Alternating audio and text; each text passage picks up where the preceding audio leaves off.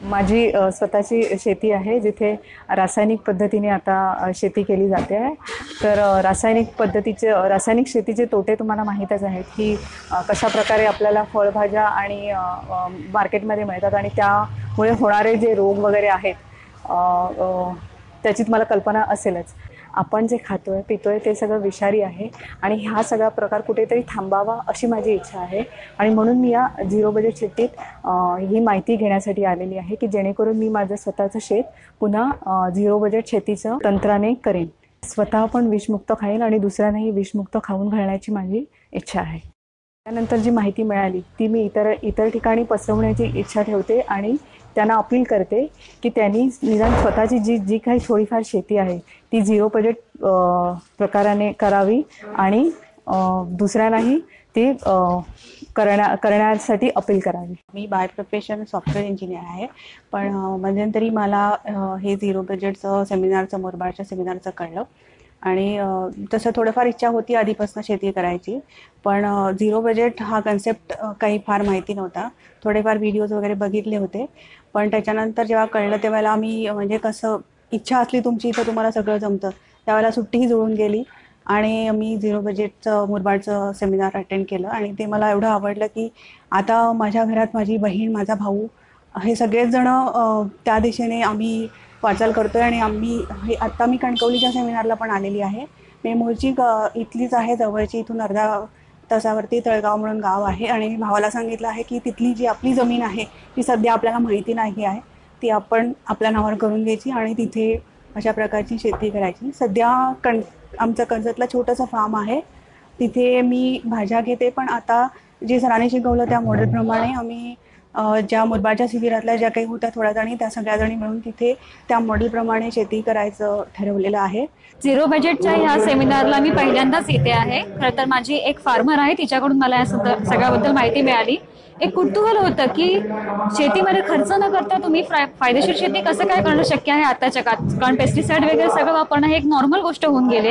माझी स्वतःची 600 कलमांची बाग आहे वडिलोपार्जित आणि त्याच्यामध्ये माझ्या आजोबांना मी हे सगळं निसर्गावर आधारित शेती करताना बघायचे, पण ते मला प्रत्यक्षामध्ये कधी जाणून घ्यायची संधी मिळाली नाही. पण आता इथे आल्यानंतर मला त्याहीपेक्षा जास्त माहिती मिळते. इव्हन खरी भारतीय शेती काय आहे, अध्यात्मावरती आधारित निसर्गाच्या तत्वांशी जुळवून घेणारी, ती मला इथे कळली आणि त्याच्यामध्ये मला एक विश्वास नक्की वाटतो आहे की जे काही पाळेकर गुरुजींनी इथे एक मिशन हातामध्ये घेतलेलं आहे ते भारतीयांना संस्कृतीपासून ते त्यांच्या अर्थव्यवस्थेपर्यंत सगळं काही पुनरुज्जीवित करणारा एक महत्वाचा मुद्दा याच्यामध्ये सांगितला जातो. फक्त पैसे हा मुद्दा नाहीये, आपला निसर्ग आणि त्याच्याबरोबरचं आपलं सहजीवन दोन्हीही गोष्टी वाचवण्यासाठी इथे जे काही सांगितलं जातं फार आहे, पण ते आपण जितकं समजून घेऊ तेवढं कमी आहे. हे प्रत्येकाने घेतलंच पाहिजे, फक्त शेती आणि त्याचा व्यापार करण्यासाठी नाही, एक जीवन समृद्ध करण्यासाठी, आपल्या आसपासचं पर्यावरण समजण्यासाठी, स्वतःचं आयुष्य शांततेने आणि सुखाने समृद्ध करण्यासाठी आपल्यापैकी प्रत्येकाने हे शिकलंच पाहिजे. जसं शाळेमध्ये आपण ABC शिकतो ना, त्याही आधी ही निसर्गाची ओळख आणि बाकी सगळं आपण शिकलं पाहिजे, आपल्या पुढच्या पिढीला शिकवलं पाहिजे. तेव्हा आपला हा एक वन अँड ओनली सुंदर जो देश आहे तो आपल्याला वाचवता येईल, आपलं जीवन आपल्याला खूप छान करता येईल, पुढच्यांचंही जीवन चांगलं करता येईल. माझं एक कॉर्पोरेट फार्मिंगची कंपनी आहे, त्याच्यामध्ये मी अगोदर एक 10% पर्यंत केमिकलचा वापर करत होते मशरूम्समध्ये वगैरेसाठी.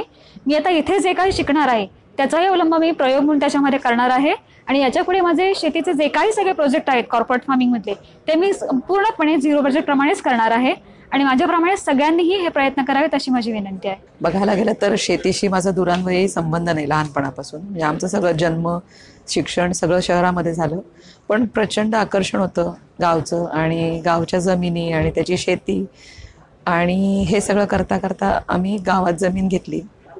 म्हणजे सगळं काय म्हणतात तसं म्हणजे जुळून आल्यासारखं झालं आणि एकाने जमीन विकली, आम्ही ती घेतली. त्यानंतर आम्ही ते करत राहिलो आणि आजही मी 14 वर्ष झाली मी दर महिन्याला इथे येते.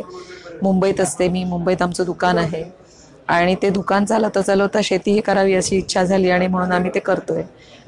हे करता करता खूप अनुभव घेतले, चुका झाल्या, त्यातनं झाडं बरीचशी गेली, परत ती जगवली आणि त्याचा खूप प्रयत्न केले. पण आता हे पाळेकर गुरुजींचं आम्ही ऐकलं एका आमच्या फॅमिली फ्रेंडकडून आणि त्यांनी सांगितलं की असं उत्तम नैसर्गिक पद्धतीने शेती तू बघ, नक्की अटेंड कर आणि मग बघ. तर मी इथे काल आले आणि मला 14 वर्ष मी काय चुका केल्या आहे मला 2 दिवसात घडाघडा कळल्या.